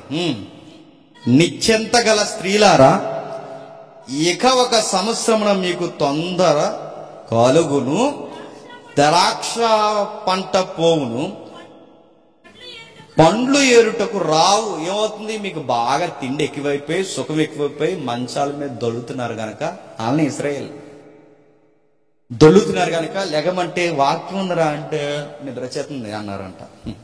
లేకపోతున్నారట. పరిశుద్ధాత్ముడి సహాయం వినరంట, వాక్యం వినరంట, బాగా మత్తెక్కిందంట. ఇది నేను చెప్తాను, ఇశ్రాయేల్ కదండి, మనకు మత్తెక్కినా తొక్కేస్తాడండి దేవుని. సీరియస్గా చెప్తాను. దేవుడు ద్రాక్ష తోటలు ఇస్తాడు, తాగేసి మత్తెక్కిపోతే తోట తీసేస్తాడు. నా మాటలు అర్థమవుతుంది. ద్రాక్ష తోట అంటే ఏంటో మీకు అర్థం అవ్వాలి. ఇంకా మీ ఉద్యోగం, మీ తిండి మీకు ఆయనకి ఇవ్వడం తెలుసు. తీసుకున్న తర్వాత అవి తినేసి ఆయన మర్చిపోతే తీసేయడం కూడా ఆయనకు తెలుసు. కొండ బద్దలు కొట్టడం కూడా ఆయనకు తెలుసు. ఆయన అడుగుతున్నాడు, ద్రాక్ష తోటలు వేసుకుని రకరకాలన్నీ చేసుకుని మీ ఇష్టానుసారంగా కులుగుతున్నారా మీరు? ద్రాక్ష పంట పోవును, పండ్లు ఏరుటకు రావు. సుఖాసక్తి గల కన్యలారా వనకండి, నిర్వాచనలారా తొందరపడుడి.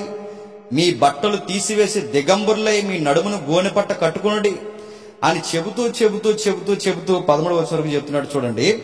నా జనుల భూమి ఆనందపురములో, ఆనంద గృహం అన్నిటిలో మొండ్ల దుప్పలు, బలురక్షసి చెట్లను, పెరుగును పైనుండి మన మీద ఆత్మ కొమ్మరింపబడ వరకు. బాగా వినాలి, వచ్చింది మనకి టెక్స్ట్ లో.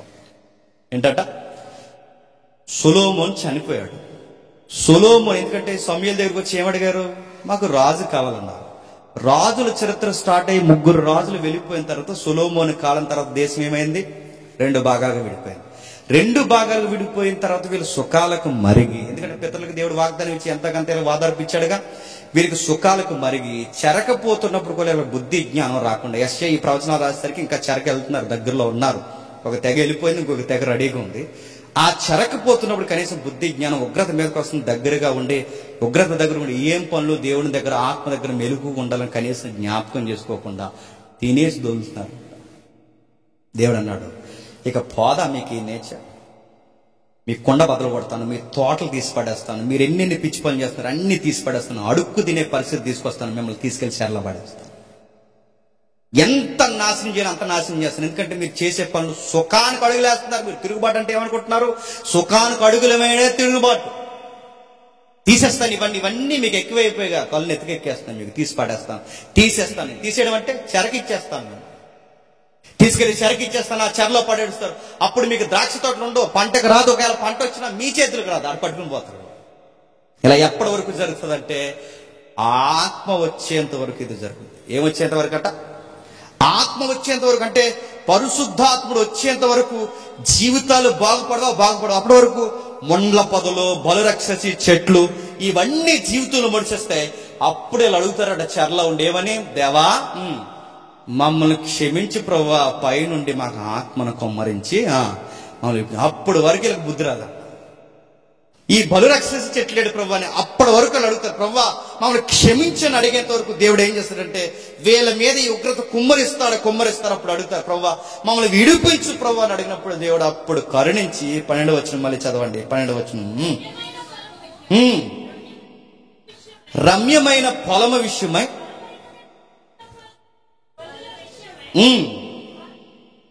వారు రమ్ము కొట్టుకుంటారు. అప్పుడు ఏడుస్తారట, మాకు ద్రాక్ష పళ్ళు లేవు, ఫలభరితమైన పంటలు లేవు, మా కొండ లేదు, మా పిండి పిసుకు తొట్టె లేదు, ఎందుకంటే మా జీవితం అంతా వైరాగ్యం అయిపోయింది. ఇక మా జీవితం ఎలా అయిపోయింది ప్రభా, మా తోటలన్నీ వాలిపోయి మా జీవితం మాకు అర్థం అవట్లేదు ప్రభా, ప్లీజ్ ప్రభా అంటే అప్పుడు దేవుడు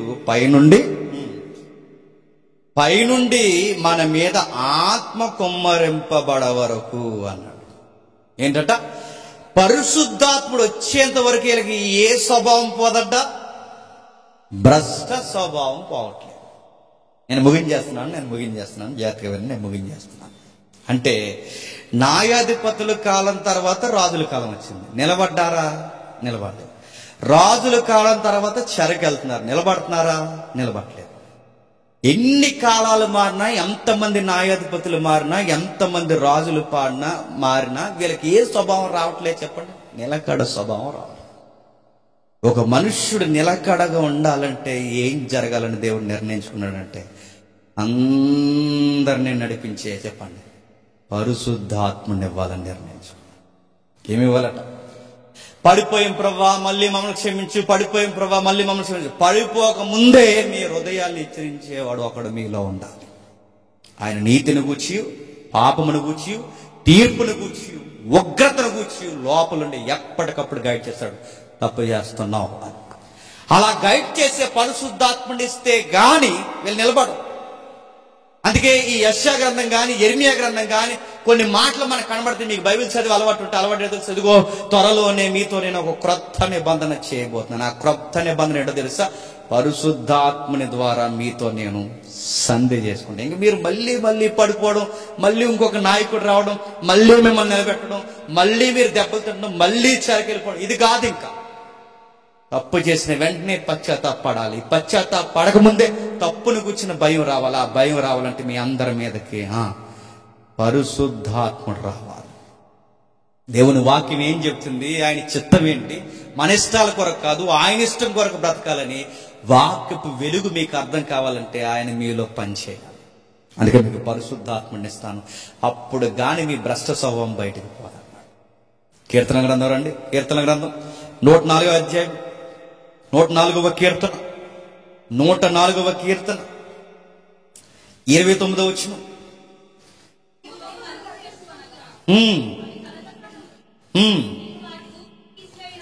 వాటి ఊపిరి తీసివేయినప్పుడు అవి ప్రాణములు విడిచి మట్టిపాలగును. నీవు నీ ఊపిరి విడవగా అవి సృజింపబడును. అట్లు నువ్వు భూతలమును నూతన పరుచుచున్నావు. నీవు నీ ఊపిరి ఇవ్వడగా అవి సృజింపబడును. భూమి నూతన పరచబడును. ఊపిరి అంటే లాస్ట్ వీక్ చూసాను చెప్పండి. వాడికి బైబిల్ ఉందా తమ్ముడు? వాడికి బైబిల్ చదువు ఒకసారి. ఊపిరి అనగానే 104వ కీర్తన 104వ కీర్తన 29 నుంచి మళ్ళీ చదువుదాం. నీవు నీ ముఖమును మరుగు చేసుకొనగా అవి కలతపడును, నీవు వాటి ఊపిరి తీసివేయినప్పుడు అవి ప్రాణములు విడిచి మట్టి పాలగును. నీవు నీ ఊపిరి విడగా భూమి అవి నూతన పరచబడును. చదువుతాముడు 104వ కీర్తన 30 వచ్చును. ఆత్మను, ఇక్కడ ఊపిరి అనగానే మన బైబిల్లో ఏముంది? ఆ ఊపిరి అని ఉంది. వాడికి బైబిల్లో మూలంలో ఏముందో చూడండి. నీ ఆత్మని పంపినప్పుడు అవి ఉనికిలోనికి వస్తాయి. ఇక్కడ కొంచెం మీకు స్ట్రిక్ అయితే లేదా మీకు స్ట్రైక్ అయితే కొంచెం మీకు ఈ వాక్యం ద్వారా ఒక్కసారి మీరు ఆగి ఆలోచిస్తే, జంతువులని ఇక్కడ అవి అంటే ఇక్కడ జంతువులు భూమి మీద ఉన్న జీవరాశిని అన్నిటినీ నీ ఊపిరి వల్ల సృజించావంటున్నాడు. ఇక్కడ ఊపిరి అంటే ఎవరండి? పరిశుద్ధాత్మ. ఇప్పుడు చదవండి. ఆదికాండం మొదటి అధ్యాయంలో భూమి నుండి జంతువులు, జల శరములు, ఆకాశ పక్షులు వచ్చును గాక అన్నాడంటే ఆ సృష్టిలో ఆ జీవులను సృష్టించింది ఎవరన్నమాట? ఈ వచనాన్ని బట్టి పరిశుద్ధాత్మ. అంటే సృష్టి క్రమంలో ఎవరున్నారు? జలముల పైన అల్లాడు దగ్గర నుంచి, అల్లాడుతున్న దగ్గర నుండి సృష్టిలో ప్రతి జీవరాశి వెనక సృష్టికర్తగా ఎవరున్నారు చెప్పండి? పరిశుద్ధాత్మ. అందుకే నువ్వు ఊపిరి అనగానే ఎబ్రూ శబ్దం అని చూస్తాం, రోహక్ అని చూస్తాం. రోహక్ అంటే ఊపిరి. ఆయన ఊపిరికి, ఆవేశానికి, ఇంకా ఆయన హస్తానికి, ఆయన కుడి చేతికి, వ్రేలికి వాడిన పదం ఏంటండి? రోహక్ అని వాడు. అదిగో చూడండి, మీకు చూపిస్తున్నాడు. ఈ పదం అంటే ఆయన ఊపిరి వల్ల. అంటే ఇప్పుడు దేశం బాగుపడాలంటే ఇప్పుడు దేశంలో ఉన్న ప్రజల మీదకి ఎవరు రావాలి చెప్పండి? పరిశుద్ధాత్మ. అందుకే ఏవేలు ప్రవచనం కూడా తెలుసా? నీ పిల్లల మీదను నీ మీదను నా ఆత్మను అంత్య దినాల్లో ఏం చేస్తాడు? కుమ్మరిస్తాను. ఎందుకు తెలుసా? మీకు నూతన స్వభావం రావాలి. మీకు నూతన స్వభావం రావాలి. అంత్య దినాల్లో మీ పిల్లల మీద, దేశం మీద, ఇదిగో దూర ప్రజల మీద కూడా ఆత్మను కుమ్మరిస్తా. అంటే ఇక మళ్ళీ పడిపోవడం, మళ్ళీ లేగడం, మళ్ళీ పడిపోవడం, మళ్ళీ లేగడం కాదు. పశ్చాత్తాపాన్ని వెంటనే కలగజేసి ఒక ఆత్మ స్వభావం మీకు ఇస్తాను. ఏవేలు ప్రవచనం కూడా చెప్పాడు. మనమేమన్నాం? ఏవేలు ప్రవచనం తీసుకుని ఇదిగో మన పిల్లల మీద, అందరి మీద ఆత్మను కుమ్మరిస్తా అన్నాడు కదా. అదే ఆత్మ కుమ్మరింపు అంటే అదిగో చూడండి, నవ్వుతున్నారు అని నవ్వుతున్నారు. ఈటర్ అలా నవ్వుతున్నారు ఏంటంటే ఆత్మ వచ్చిందండి. ఆత్మతో నవ్వుతారా? ఉందని అడుగుతున్నా. ఆత్మ వస్తే నవ్వుతారా? ఏంటి అలా కింద పడి దొలుతున్నారు ఏంటంటే ఆత్మ వస్తుంది. ఆత్మ వస్తే దొలుతారా? అసలు అలా లేదు బైబిల్లో. బైబిల్ ఎలా ఉంది చెప్పండి? ఒక నిర్దేశం, ఒక నూతనత్వం, ఒక మనిషి మార్పు తత్వం, ఇవన్నీ కనబడతాయి. పరిశుద్ధాత్ముడు అంటే నిన్ను, నీ పిల్లల మీద తరతరాలు చెడిపోయేలే కాదు, స్థిరపడేలా నీ పిల్లలందరి మీద, మీ మీద, మీ వృద్ధుల మీద కూడా పరిశుద్ధాత్మని కుమ్మరిస్తా. యెషయా దగ్గర నుంచి డాక్యుమెంట్స్ అన్ని మనకు చెప్తున్నాయి. మరొక 104వ కీర్తనలో మనకు లింక్ అయి ఉన్నమాట. మరొకసారి చూడండి, యోబు గ్రంథం చూడండి. యోబు గ్రంథం 33వ అధ్యాయం. యోబు గ్రంథం 33వ అధ్యాయం 4వ వచనం చూడండి, ముగించుకుందాం. దేవుని ఆత్మ నన్ను సృజించెను, సర్వశక్తుని యొక్క శ్వాసం నాకు జీవమిచ్చిన. ఇప్పుడు ఏమనుందంటే ఇక్కడ దేవుని ఆత్మ నన్ను సృజించినంటే అక్కడ సృష్టిలో ప్రతి జీవిని సృష్టించింది దేవుని ఆత్మే. మనిషి నిర్మాణంలో కూడా ఉన్నది ఎవరు చెప్పండి? దేవుని ఆత్మ. అందుకే వాని నాసికారంధముల్లో జీవవాయువును ఓదగా. మాటలు అర్థమవుతున్నాయి. అంటే సృష్టి నిర్మాణంలో, మనిషి నిర్మాణంలో కూడా కీలక పాత్ర పోషిస్తున్నది ఎవరు? పరిశుద్ధాత్మ. మరో వచనం చూడండి, యెహెజ్కేలు గ్రంథం ఎక్కడుందని అడగండి. యెహెజ్కేలు గ్రంథం 37వ అధ్యాయం 9వ వచనం చూడండి. ఎందుకంటే దాంతో పనుండదు. అందుకే 37వ అధ్యాయం 9వ వచనం. అప్పుడు ఆయన నరపుత్రుడా, జీవాత్మ వచ్చినట్లు ప్రవశించి ఇట్లనము, ప్రభువు యెహోవా సెలవిచ్చినదేమనగా, జీవాత్మ నలుదిక్కులకి వచ్చి అతులైన వీరు బ్రతుకున్నట్లు వారి మీద ఊపిరి విడుము. ఏం కనబడుతుందండి? పరిశుద్ధాత్ముడు ఎక్కడుంటే అక్కడ దేశాలు బాగుపడతాయి, సంఘాలు బాగుపడతాయి, వ్యక్తులు బాగుపడతారు. అంతేగాని ఏమవరు చెప్పండి? ఎకిలి నవ్వులు నవ్వరు, కింద పడి దొల్లరు, పదే పదే చెప్పండి లోకంలోకి పోయి స్థిరపడరు. మీకు ఈ కాన్సెప్ట్ అర్థమైంది లేదు, నేను ముగిస్తున్నాను. పరిశుద్ధాత్ముడు ఉన్నవారు ఐగుప్తిలో స్థిరపడాలని కోరుకోరు. ఐగుప్తులో స్థిరపడాలని వారు ఆశపడరు. పరిశుద్ధాత్మ ఉన్న వారిని ఏం కోరుకుంటారు తెలుసు? ఐగుప్తిలో స్థిరపడాలనుకోరు, నిత్యత్వంలో స్థిరపడాలనుకుంటారు. పరిశుద్ధాత్ముడి పేరు మీద ఆ యొక్క ఫంక్షన్ హాల్కి వెళ్తున్న వాళ్ళందరూ ఎక్కడ స్థిరపడాలని పరిశుద్ధాత్ముడి పేరు మీద ప్రవచనాలు చెప్పించుకుంటున్నారు? ఐగుప్తిలో. ఐగుప్తి అంటే లోకంలో. బిడ్డాలే కంగారు పడికి ఇల్లు ఎత్తాడులే నీకు, పరిశుద్ధాత్మ నాతో చెప్తున్నాడు అంటే ఐగుప్తిలో నీకు ఇల్లు ఎత్తాడులే అని చెప్తున్నావు అన్నమాట. అంతే కదండి? మీకు ఈ కాన్సెప్ట్ అర్థమైతే ఐగుప్తిలో నీకు ఉద్యోగం ఇస్తాడులే, ఐగుప్తులు నీకు ఇలా చేస్తాడు, ఐగుప్తులు ఇలా చేస్తాడు అంటున్నాను. లోకంలో స్థిరపరచడానికి పరిశుద్ధాత్మ ఇచ్చింది, లోకానికి వేరు చేయడానికి పరిశుద్ధాత్మని ఇచ్చింది చెప్పండి. దీన్నే ఎక్లీసియా సంఘం అంటారు. ఎక్లీసియా అంటే లోకానికి వేరుగా పిలువబడిన దాన్ని ఎక్లీసియా అంటారు గ్రీకులు. అంటే సంఘము లోకానికి వేరుగా కూడుకునే సమాజం. ఇదే ఎక్లీసియా చర్చ్ అంటారు. అంటే బయటికి పిలవడం, కాలింగ్ అంటారు దాన్ని. బయటికి పిలిచి స్థిరపరిచిన సంఘం అన్నమాట. అది మన సంఘం. ఈ సంఘంలో ఉన్న వారు ఏం కోరుకుంటారంటే యెషయా మళ్ళీ చెప్తున్నాడు 43వ అధ్యాయంలో. ముగించేసుకుందాం. 43వ అధ్యాయంలో 15వ వచనం చూడండి. 43వ అధ్యాయం 15వ వచనంలో, యెహోవానగు నేను మీకు పరిశుద్ధ దేవుడను, ఇశ్రాయేలు సృష్టికర్తనగు నేను మీకు రాజును చెప్పుకుంటున్నాడు. చూడండి, ఏ సౌలు కాదు, దావీదు కాదు, సొలొమోను కాదు, నేనే మీకు రాజును. సముద్రములో త్రోవ కలగ చేయవాడును, ఒడుగల జనముల మార్గములలో కలగ చేయవాడును,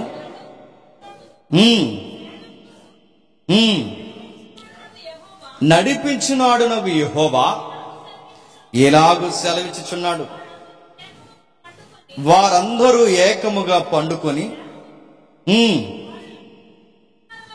వారందరూ లయమై జనపనార వల ఎగుదురు.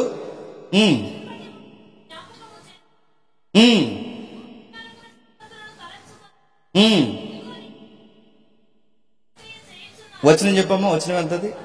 19 వచనం. ఇదిగో నేను నూతన క్రియ చేయుచున్నాను, ఇప్పుడే అది మొలుచును, మీరు దాన్ని ఆలోచింపరా. ఆ నూతన క్రియ ఏంటండి?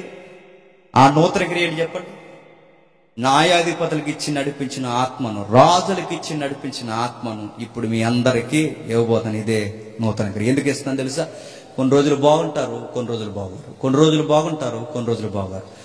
ఎప్పుడు స్థిరపడేలా మీకు ఒక ఆత్మను ఇస్తున్నాను. ఆయన ఉన్నంత కాలం మీరు బాగుంటారు.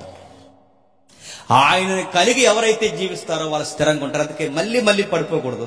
ఇక మిమ్మల్ని నడిపించేస్తుంది రాజులు కాదు, మిమ్మల్ని నడిపించాల్సింది న్యాయాధిపతులు కాదు, మిమ్మల్ని నడిపించేసింది ఎవరు కాదు. ఇక రాజును నేనే. మిమ్మల్ని నడిపించాల్సింది పరిశుద్ధాత్ముడే. ఇది ప్రవచన గ్రంథం. ఇంకా ఏం చెప్తున్నాడు? క్రిందికి చెప్తున్నాడు చూడండి.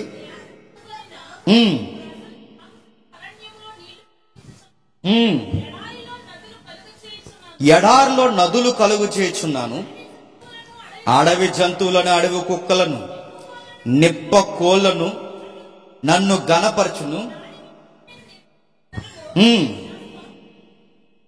అని చెబుతూ 20వ వచనంలో, నేనే నా చిత్తానుసారంగా నీ అతిక్రమమును తుడిచివేచున్నాను, నేనే నీ పాపములను జ్ఞాపకం చేసుకొనను. ఒక వ్యక్తి, ఒక బోధకుడు మంచిగా పోల్చాడండి ఈ వాక్యాన్ని. ఏమన్నాడంటే, ఇప్పుడు ఇలా మబ్బు పట్టినప్పుడు సముద్రం ఎలా ఉంటుందండి? తుఫాను హెచ్చరికలు ఎక్కువ ఉన్నప్పుడు సముద్రం అల్లకల్లోలంగా ఉంటుంది. ఆ టైంలో వెళ్ళండి బీచ్కి, త్వరలోనే మీకు కూడికెట్టేస్తారు. ఆ టైంలో రానివ్వరు. బీచ్లో మెరైన్ పోలీసులు అందరూ తిరుగుతారు, రావద్దు, సముద్రం అల్లకల్లోలంగా ఉందంటారు మెరైన్ పోలీసులు. ఆ టైంలో బీచ్లోకి దిగినవారు. ఎందుకంటే ఆ టైంలో ఏ టైంకి ఎలా ప్రవర్తిస్తారో తెలియదు. ఇశ్రాయేలు పాపం చేసినప్పుడల్లా దేవుడు కూడా సముద్రం ఆటుపోట్లు గురవుతున్నప్పుడు ఎలా అల్లకొల్లోలంగా ఉంటుందో దేవుడు మనసు వీళ్ళని తీసేయాలన్నంత ఉగ్రత వచ్చేదట. ఆ పొంగంతా లేచిన తర్వాత మళ్ళీ ఆయన తను తానే అని చేసుకునేవాడట. సముద్ర కెరటాన్ని ఎప్పుడైనా గమనించండి. కాళ్ళు తగిలి వెళ్ళినప్పుడు మీరు గమనించారా? ఈసారి వెళ్ళినప్పుడు గమనించండి. కింద నుంచి ఒక కెరటం వెళ్ళిపోద్ది, పైనుంచి మరో కెరటం పడతాం. మన కాళ్ళ కింద ఇసుకంతా ఒకసారి తగ్గిపోతుంటుంది, మళ్ళీ పైనుంచి ఒక కెరటం. అంటే కింద నుంచి వెళ్ళే నీరు వేరు, పైనుంచి వచ్చి నీరు వేరు. అది చూస్తే మీకు దేవుని మనసు అర్థం అవ్వాలండి. అదేంటో తెలుసా? ఎప్పటికప్పుడు మనం కొట్టాలనుకుంటాడు, కానీ తను తానే మళ్ళీ వెనక్కి తీసేసుకుంటాడు. ఇశ్రాయేలును కూడా అంటున్నాడు, నేనే నా చిత్తానుసారంగా నీ అతిక్రమాలని తుడిచేస్తున్నాను. నీ అతిక్రమం ప్రతిసారి నువ్వు ఎప్పుడన్నా నీకు పశ్చాత్తాపడం వచ్చిందా? నీకు రాదు. నీకు కనీసం ఎలా మూలిగి నా దగ్గర ప్రార్థన చేయాలి నీకు రాదు. నువ్వు ఎప్పుడు నీ స్వభావం అంతా ఎలా ఉంటుంది, నువ్వు రైట్ అన్న ఫీలింగ్లో ఉంటావు నువ్వు ఎప్పుడు. అందుకే నువ్వు నన్ను అర్థం చేసుకోవడం కాదు, నేనే నిన్ను అర్థం చేసుకో. నీ అతిక్రమాలన్నీ నేను భరిస్తున్నాను ఇశ్రాయేలు, నేనే నీ పాపముల్ని జ్ఞాపకం చేసుకో. మరి ఏం చేస్తావు ప్రభు అంటే 28వ వచనంలో, కావున నీ ప్రతిష్టలకు నీ ప్రధానులను అపవిత్ర పరిస్థితిని యాకోబును శపించుతని ఇశ్రాయేలును దోషణ పాలు చేసి, ఎందుకంటే నువ్వు మారాలి. మళ్ళీ మిమ్మల్ని హక్కులు చేసుకుంటా అంటే కొట్టేది ఆయనే చెప్పండి, మళ్ళీ కౌగిట్లో తీసుకునేది ఆయనే. ఎందుకు కొట్టే ప్రభు అంటే బాగుపడతాను కొట్టాను. ఎందుకు మళ్ళీ కౌగిట్లో తీసుకున్న ప్రభు అంటే అలా ఏడిచెడి చచ్చిపోతావని కౌగిట్లో తీసుకున్నా. ఆయన ప్రేమ ఉండదు, తల్లి ప్రేమ లాంటిది. కిందికి ఆయనను నా సేవకుడు యాకోబు నేను ఏర్పరచుకుని ఇశ్రాయేలు ఇనుము, నిన్ను సృజించిన గర్భములో నిన్ను నిర్మించి నీకు సహాయం చేయవాడైన యెహోవా ఇలాగూ సెలవిచ్చుచున్నాడు, నా సేవకుడకు యాకోబు నేను ఏర్పరచుకున్న యెషూరును భయపడకు. నేను దప్పిగల వాళ్ళ మీద నీళ్లను, జాతి 3 వచ్చు, నేను దప్పిగల వాళ్ళ మీద నీళ్లను, ఎండిన భూమి మీద ప్రవాహ జలములను కొమ్మరించెదను, నీ సంతతి మీద నా ఆత్మను కొమ్మరించెదను. ఆగిపోదాం. ఇక ఈ మాటలు మీకు గుర్తు వస్తున్నాయి లేదు? ఎవరు మాట్లాడుతున్నారు చూడండి. దప్పిగొని వాని మీద నీళ్లు, ఎండిన భూమి మీద ప్రవాహ జలములను కొమ్మరించదు. ఎండిన భూమి మీద ప్రవాహ జలాలు అంటే ఎవరో తెలుసా? పరిశుద్ధ. దప్పుకోవడం అంటే ఆత్మీయ దాహం. దేవుని కుమారులు ఇశ్రాయేలు, దేవుని కుమారులు ఇశ్రాయేలీలు దప్పుకొని, దేవా మేము అడుగుతున్నాం మా దాహాన్ని తీర్చంటే అడుగువానికి ధారాళముగా అనుగ్రహిస్తాడట. ఆ దప్పికను ఏం చేస్తాడో చెప్పండి, తీర్చేస్తాడట. నేను ముగించేస్తున్నాను. ఎంతమందికి అర్థమైంది? ఎంతమందికి అర్థమైంది? మీలో ఎవడైనా నన్ను అడిగితే మీ అందరికీ ధారాళంగా అనుగ్రహిస్తా అన్నాడు. దప్పుకొని వారికి దాహం తీయడానికి నిత్య జీవపు నీళ్ళు ఇస్తా అన్నాడు. క్రొత్త నిబంధనలో నీళ్లు అన్నాడు. ఎవరిని చెప్పండి? పరిశుద్ధ. నీళ్ళు అనగానే అందరూ ఏమనుకున్నారంటే యార్దాను నది నీళ్ళు అనుకుని ఇజ్రాయెల్ దేశం నుంచి బాటిల్ కొనుక్కుని తెచ్చుకున్నారు ఇంటికి. అంటే పొయిటికి కూడా అర్థం అవుతుందంటే అర్థం అవుతుంది. ఎవరో పెద్ద మినిస్ట్రీ వాళ్ళు వెళ్ళారట, వచ్చేటప్పుడు మాకు బాటిల్ తిండి అంటే బాటిల్ మరింత అవుద్ది అన్నారట. పర్లేదండి తిండి, తాగేసి రోగాలు తగ్గిపోతాయి. ఇంకా రోగాలు ఎక్కువైపోతాయి. మురికి నీళ్ళు, యార్దాను నీళ్ళు అంటే. నీళ్ళంటే తెలియదు, భాష అర్థం తెలియదు. ఇక్కడ నీళ్ళంటే ఎవరంటే ఇదిగో పరిశుద్ధాత్ముడు నీ మీద, ఇదిగో ఎండిపోయావు, భూమి ఎండిపోయినట్టు ఎండిపోయావు, దప్పుకుతో ఉన్నావు, నీ మీద నీళ్లను కుమ్మరిస్తాను, నీ సంతతి మీద నా ఆత్మను కుమ్మరిస్తాను. ఆత్మీయ ఫలములు లేవు. మీరు కొన్ని రోజులు బాగుంటారు, కొన్ని రోజులు బాగుంటారు, కొన్ని రోజులు బాగుంటారు, కొన్ని రోజులు ఎవడొకటి నడిపించినంత కాలం బాగుంటారు. ఆ వ్యక్తి వెళ్ళిపోయిన తర్వాత మళ్ళీ మీరు పాడైపోతారు. అంటే ఒక స్థిరం లేదా, ఒక పద్ధతి లేదా? ఎంతసేపు ఐగుప్తులో స్థిరపడిపోవాలంటే లోకంలోనే స్థిరపడిపోవాలని ఎందుకు కోరుకుంటారు? నా ఆత్మ ఏం చెప్తుంది, నా నోటి మాట ఏం చెప్తుంది, నా వాక్యం ఏం సెలవిస్తుంది, ఇవేం మీరు ఆలోచించాలి. నేనేం మాట్లాడిన కనీసం నా మనస్సును కేంద్రీకరించరేంటి? కుండలు బద్దలు కొట్టినట్టు బద్దలు కొడతాను ఏమనుకుంటున్నారు అన్న. పెంక ముక్కలు కూడా మిగలకుండా పోతే ఏమనుకుంటున్నారు? ద్రాక్ష తోటలు దక్కకుండా పోతే ఏమనుకుంటున్నారు? సుఖమెరిగి బాగా దొల్లుతున్నారు మీరు ఏమనుకుంటున్నారు? పైగా నా పేరు చెప్పి నువ్వు ప్రేమించే దేవుడా మృదువుగా మాట్లాడని మళ్ళీ నా దగ్గరికే, నా ప్రవక్తలకే మీరు సెలవిస్తున్నారు. ఏం అర్థమైంది మీకు అసలు? అందుకే మీకు మళ్ళీ మళ్ళీ చెప్తున్నాను, ఇశ్రాయేల్ జనాంగమా, మీరు అడగాల్సింది కదా, నా ఆత్మను తీసుకోండి, మీకు అర్థం. ఇక నీళ్ళు అనగానే పరిశుద్ధాత్ముడు నీ సంతతి మీద నా ఆత్మను కుమ్మరిస్తాను. ఇప్పుడు చెప్పండి, పరిశుద్ధాత్ముడు ఉన్నవారు ఎలా ఉండారంటే కింద పడి దొలరు. పరిశుద్ధాత్ముడు ఉన్నవాడు ఎలా ఉన్నారంటే అరటిపళ్ళు కొనుక్కోరు. పరిశుద్ధాత్ముడు ఉన్నవాడు ఎలా ఉంటారంటే 7 సార్లు యాపిల్ కొనుక్కోరు. పరిశుద్ధాత్ముడు ఉన్నవాడు ఎలా ఉంటారంటే భ్రష్ట స్వభావం పోతుంది. చెప్పండి, నూతన స్వభావం వస్తుంది. మేము పరిశుద్ధాత్ముడి కార్యాలు ఆ ఫంక్షన్ హాల్లో పొందుకున్నామని మళ్ళీ లోకంలోకి పోరు. సంఘ సహవాసులు ఏమవుతారు చెప్పండి? బలపరచబడతారు. నూతనమైన పంటగా, పరిశుద్ధాత్మ పంటగా మారిపోతారు. దేవునికి అనుకూలమైన పంటగా కలిసి వస్తారు. మరి అలా ఉండేవాడు ఎలా మారేవారంటే వాళ్ళు చెప్తారు, నాలో ఆత్మకార్యం జరిగింది, నేను ఆత్మలో జన్మించాను, ఒకప్పుడు ఉన్నట్టు నేను ఇప్పుడు లేను. పచ్చి వ్యభిచారం చేసేదండి. ఈ మనిషి ఎలా మారిపోయిందంటే ఆ మనుష్యుడు పరిశుద్ధాత్మ వల్ల రక్షింపబడింది. అందుకే ఆ వ్యక్తి నూతన సృష్టిగా మారిపోయింది. ఎక్కడ ఏదైనా చిన్నది కనబడుతూ దొంగతనం చేసేవాడండి వీడంతా దొంగ బుద్ధి. ఈరోజు ఆడంత యథార్థత వీడికి ఎలా వచ్చిందండి అంటే ఆడి పడిపోయే స్థితి పోయింది. ఆత్మ నటింపు వాడికి వచ్చింది. మీలో నాలో మనందరికీ చెప్తున్నాను, మళ్ళీ మళ్ళీ పడుతున్నామంటే, మళ్ళీ మళ్ళీ సుఖానికి ఎదుగుతున్నామంటే, మళ్ళీ మళ్ళీ లోకం వైపు తిరుగుతున్నామంటే బహుశా మనం ఏ నడిపింపును వదిలేస్తున్నాం చెప్పండి? ఆత్మ నడిపింపును వదిలేస్తున్నాం. గుర్తుపెట్టుకోండి. ఆత్మ నడిపింపు ఉన్నవాడు ఆయన మాటల్లో ఆనందిస్తాడు.